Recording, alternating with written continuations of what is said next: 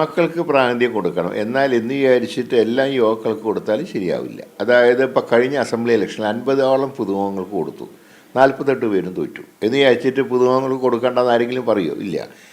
പാലക്കാടിനെ സംബന്ധിച്ച് പാലക്കാട് കോൺഗ്രസിൻ്റെ A grade സീറ്റാണ്, UDFൻ്റെ.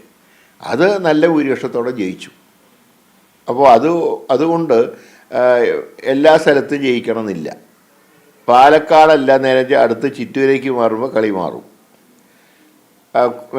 നെന്മാറ എത്തുമ്പോൾ വേറെ സാഹചര്യമാണ്. അപ്പോൾ കോൺഗ്രസിൻ്റെ ഒരു എ ഗ്രേഡ് സീറ്റിൽ നല്ല ഭൂരിപക്ഷത്തിൽ ജയിച്ചു എന്ന് വിചാരിച്ച് എല്ലാ പ്രായം ചെന്നവരെയും മാറ്റണം എന്നുള്ള അഭിപ്രായത്തിനോട് എനിക്ക് യോജിപ്പില്ല.